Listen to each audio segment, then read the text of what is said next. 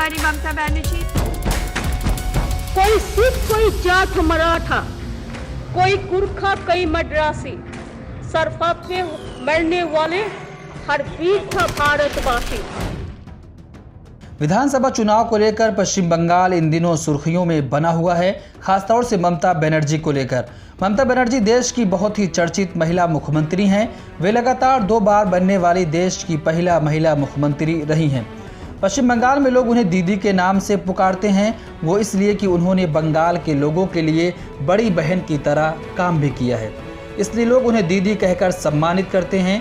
उनका जन्म कोलकाता में 5 जनवरी 1955 को एक साधारण परिवार में हुआ था। दीदी ने कोलकाता के जोगमाया देवी कॉलेज से ग्रेजुएशन और उसके बाद कलकत्ता यूनिवर्सिटी से पोस्ट ग्रेजुएशन किया। इसके अलावा उन्होंने जोगेश सी चौधरी लॉ कॉलेज से वकालत की डिग्री हासिल की।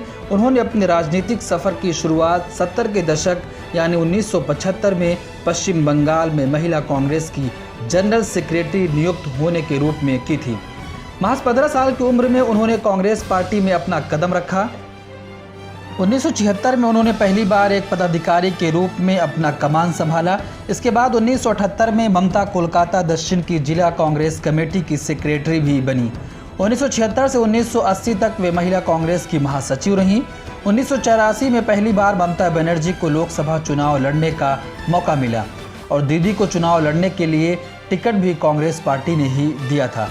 इस चुनाव में उनके सामने भारतीय कम्युनिस्ट पार्टी के ताकतवर नेता सोमनाथ चटर्जी थे। उन्होंने अब तक लोकसभा चुनाव में हार का सामना नहीं किया था, पर इस बार उनको चुनौती देने वाली दीदी थी। उन्होंने इस चुनाव को जीतने के लिए अपनी जी जान लगा दी थी और पहली बार माकपा के कद्दावर नेता चटर्जी को हार का सामना भी करना पड़ा। दीदी इस चुनाव को जीतकर पहली बार कोलकाता की महिला सांसद बनी और यहीं से वो एक ताकतवर नेता के रूप में नई ऊंचाइयां पर पहुंचने लगी। 1991 में वो फिर से अपने किए गए काम की वजह से लोकसभा सांसद चुनी गईं और इस बार दीदी को केंद्र सरकार में मानव संसाधन विकास जैसे योग्य पद के लिए विभाग में राज्य मंत्री भी बनाया गया। उस वक्त केंद्र में नरसिम्हा राव की सरकार का परचम लहरा रहा था। इन्हीं की सरकार में उनको खेल मंत्री भी बनाया गया। 1996 में ममता फिर से एक बार सांसद बनी, मगर 1997 में उन्होंने कांग्रेस पार्टी से अलग होने का फैसला कर लिया और पार्टी से सारे रिश्ते तोड़कर अपनी तृणमूल कांग्रेस का गठन किया। पार्टी के शुरुआती दिनों में वे बीजेपी के नेता अटल बिहारी वाजपेयी के बहुत करीबी मानी जाती थी। इसके अलावा उन्होंने उनकी सरकार में रेल मंत्री के पद पर भी काम किया था। वो 2 बार केंद्र में रेल मंत्री भी रहीं। उन्हें देश की पहली महिला रेल मंत्री होने का गौरव भी हासिल है। 2002 में ममता बनर्जी ने एक्सप्रेस ट्रेनों में सर्विसेज को बढ़ाया और IRCTC की स्थापना तक उन्होंने अपना अहम रोल भी निभाया। इसके अलावा दीदी ने केंद्र सरकार में कोयला मानव संसाधन विकास राज्य मंत्री, युवा मामलों और साथ ही महिला व बाल विकास की राज्य मंत्री भी रह चुकी हैं। दीदी अपने शुरुआती सफर से लेकर आज तक वामपंथी सरकारों का विरोध करती आई हैं। 2005 में ममता बनर्जी ने वामपंथी नेता भट्टाचार्य की सरकार के जबरन भूमि अधिग्रहण के फैसले का विरोध किया था।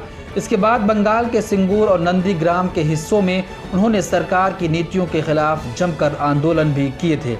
इस आंदोलन का असर ये हुआ कि वो जनलोक में बहुत लोकप्रिय हो गईं और उनकी पार्टी TMC प्रमुख राजनीतिक दल के रूप में उभरी। जनता का रुख अपनी ओर झुकते देख उन्होंने अपनी पार्टी को 2011 के विधानसभा चुनाव में उतार दिया। उस वक्त पश्चिम बंगाल में वामपंथियों की हुकूमत थी। वे पिछले 34 सालों से यहां पर कब्जा जमाए हुए थे। पार्टी के गठन के बाद महज 13 वर्षों में ही TMC ने बंगाल में अपनी पकड़ मजबूत कर ली और करीब 3 दशकों से ऊपर सत्ताधारी वामपंथी सरकार को हटाने में कामयाब रही और पश्चिम बंगाल में तृणमूल सत्ता में आ गई। 2011 के विधानसभा चुनाव में ममता को 184 सीटों पर जीत हासिल हुई थी। इसके बाद वे राज्य की पहली महिला मुख्यमंत्री भी बनी। 2016 के विधानसभा चुनाव में पहले के मुकाबले ज़्यादा सीटें जीतने में TMC कामयाब हुई और फिर से एक बार उनका सिक्का सत्ता पर जम गया। 2019 के लोकसभा चुनाव में भी ममता बनर्जी का दल पश्चिम बंगाल का सबसे बड़ा राजनीतिक दल बनकर उभरा।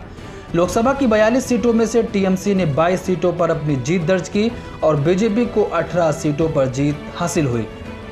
यहाँ बड़ी बात यह है कि मोदी विरोध के लिए ममता हमेशा से ही बीजेपी के खिलाफ रही हैं। ये वही ममता बनर्जी हैं जो कभी एनडीए के सबसे करीबी थीं। सीएए, एनआरसी, जीएसटी, नोटबंदी और किसान आंदोलन तक ममता ने हमेशा बीजेपी सरकार के सभी फैसलों का जमकर विरोध भी किया है। 2021 के विधानसभा चुनाव में इस बार ममता सरकार बीजेपी को कड़ी टक्कर देने के लिए सामने खड़ी हुई है। अब देखना यह है कि इस बार की जीत किसके हिस्से में आती है। Bureau report, Miller times.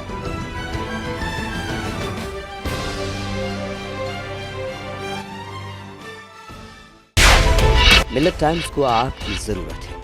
हमारी आप माली मदद करें।